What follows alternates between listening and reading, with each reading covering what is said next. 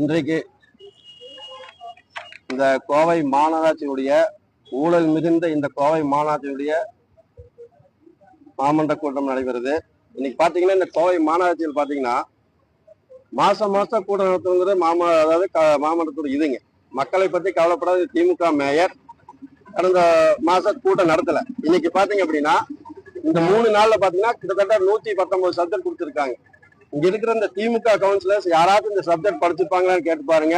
யாரும் ஒருத்தருக்கு ஒன்றும் தெரியாது. ஏன்னா அவங்களுக்கு மாசம் வர வேண்டியது வந்தா போதும். கூட என்ன எந்த தீர்மானத்தை பாஸ் பண்ணாலும் கவலையில இல்ல முன்னனுமதி வாங்கிட்டு பல ஊழலுக்கு வித்துட்டுறதா இந்த மாநகராட்சி கூட்டத்தோட நோக்கமே.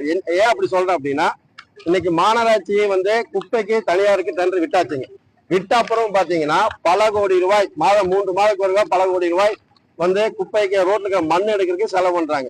அதுக்கு மாசம் ஒரு தனிநபருக்கு யாரோ ஒரு சம்பாதிக்க ரோட்டில் இருக்கிற மண் எடுக்கிறதுக்கு இது பண்றாங்க. அதே மாதிரி ஒரு தனியாருக்கு குப்பை எடுக்க டெண்டர் கொடுத்தாச்சு. அப்போ அவங்களுக்கு என்ன வேலை? ஏற்கனவே இங்க இருக்கிற பர்மனன்ட் ஒர்க்கர்ஸை வச்சு அவங்க கூட தனியார் ஒர்க்கர்ஸ் கூட குப்பை எடுக்க வைக்கிறாங்க. அதே மாதிரி பார்த்தா இப்போ 200 ஆட்டம் மறுபடியும் வரப்போகுது. அதாவது இவங்க எப்ப பார்த்தாலும் இந்த திராவிட மாடல் அரசு என்ன சொல்லலாம், மத்திய அரசு நிதி கொடுக்கலன்னு சொல்லப்போ இந்த 200 ஆட்டோ வாங்கிருக்க எங்க இருந்து காசு வந்தது? மத்திய அரசு கொடுத்த சுகாதாரத்துறை கொடுத்த காசு தானே. அதையே அந்த ஆட்டோ தனியார் கம்பெனி எடுத்து குப்பை எடுக்க டெண்டர் எடுத்து அவன் வாங்க வேண்டிய ஆட்டோவை இவங்க 200 ஆட்டோ வாங்கி கொடுக்குறாங்க இந்த கோவை மாநகராட்சி. அப்போ அவனுக்கு கைமாறு செய்யுதா? அப்போ யாரோ ஒரு தனிநபர் சம்பாதிக்கிறதுக்கு மக்களுடைய பணத்துக்கு இந்த 25 கோடி கிட்டத்தட்ட செலவு பண்றாங்க ஆட்டோ வாங்குறது. அந்த 25 கோடி மக்களுக்கு பயனுள்ளதா செலவு பண்ணலாம்ல. அதே மாதிரி பாத்தீங்கன்னா கடந்த ஆட்சியில் பாத்தீங்கன்னா 36 இடத்துல எம்சிசிக்கு ஒவ்வொரு இடத்துலயும் குப்பை எடுக்கிறதுக்கு இது கட்டி அங்கங்க பிரிச்சு பண்ணியிருந்தோம். அதெல்லாம் அப்படியே குப்பையில போட்டுட்டு இன்னைக்கு பாத்தீங்கன்னா கோவை இன்னைக்கு ஏன் வாய்க்கடிக்கு வந்தோம் அப்படின்னா கோவை வெள்ளலூர்ல இருந்து கோவை புதர் வரைக்கும் அப்படி நாத்தடிக்குது. துர்நாற்றம். மக்கள் வாழ முடியாத நகரமா கோவை மாறிட்டு இருக்கு. அதாவது நாத்தம் அந்த அளவுக்கு சாயங்காலம் எடுத்துட்டீங்கன்னா 5 மணிக்கு ஆரம்பிச்சு 8 மணி வரைக்கும் நாத்தம் கோவை புதர் வரைக்கும் போயிட்டு இருக்கு நாத்து இருக்கு. ஆனா இது பல முறை நாங்க அனைத்து இந்த அண்ணாதோட முன்னேற்ற கவுன்சிலர்ஸ் இந்த மாதிரி நாத்து கட்டுப்படுத்துன்னு சொன்னா செகுடங்கால் சங்குவம் போல இந்த திமுக மேயர் பாத்தீங்கன்னா தேசிய பசுமை தீர்ப்பாயம் கூட இன்னைக்கு வெள்ளலூர் போறாங்க. இன்னைக்கு தெரிஞ்சுட்டு இந்த பயோமணி அதே மாதிரி கிட்டத்தட்ட 60 கோடி செலவு பண்ணுன்னு சொல்லி தீர்மானம் போட்டாங்க. அது 6 மாசம் ஆச்சு. அது அப்படியே குப்பையில் கிடக்குது. இதுல வேற இவரு உள்ளாட்சித்துறை அமைச்சர் சொல்லிடுறாரு, இந்த மாதிரி திருப்பூருக்கு குப்பையில கொண்டு நீங்க போறாங்க அசம்பிளிலே சொல்றாரு. வாங்கி குப்பை மேடா.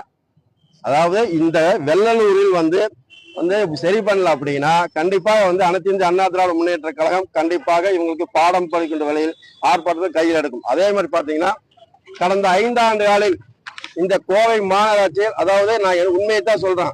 அதாவது இவங்களெல்லாம் இந்த கோவை மாநகராட்சி சிபிஐ வச்சு விசாரிக்க ஊழலுக்கு வித்துட்டு தான் இந்த கோவை மாநகராட்சி. ஏன் சொல்றேன் அப்படின்னா கடந்த 5 ஆண்டுகளில் ஒரு தனிப்பட்ட நபர் வீடு கட்டுறக்கோ இல்ல பிளான் அப்ரூவல் பண்றக்கோ இந்த கோவை மாநகராட்சியில் பணம் கொடுத்து அப்ளை பண்ணியிருந்தா பணம் கொடுக்காம யாரோ ஒரு நபர் பல லட்சம் பேர் வீடுக்கு வரி போட்டிருக்காங்க. பிளான் அப்ரூவல் பண்ணிக்க யாராச்சும் காசு கொடுக்காம பிளான் அப்ரூவல் வாங்கியிருக்காங்களா வரி போட்டிருக்காங்க கேளுங்க.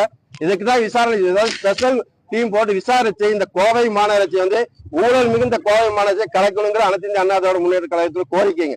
இவங்க யாரை பத்தியும் கவலை இல்லாம ஊழல் செய்யறதே இந்த கோவை மாநகராட்சி கொள்கையை வச்சுட்டு வேலை செய்யறாங்க. அதே மாதிரி இந்த 5 ஆண்டுகளில் பல ரோடுகளை பார்த்தா போட்ட ரோடே போட்டு இருக்காங்க. உதாரணத்துக்கு பாத்தீங்கன்னா பெர்க் ஸ்கூல் ரோடு பாத்தீங்கன்னா 1 மாசத்துக்கு முன்னாடி போட்டாங்க. மறுபடியும் போடுறாங்க. அப்போ இவங்க லட்சம் நின்று இருக்கு. இதே மாதிரி 5 வருஷத்துல ரோடு போட்ட பல கோடி ரூபாய் கிட்டத்தட்ட 700 கோடி செலவு பண்ணியிருக்காங்க. அதிலும் மாபெரும் ஊழல் நடந்திருக்கு.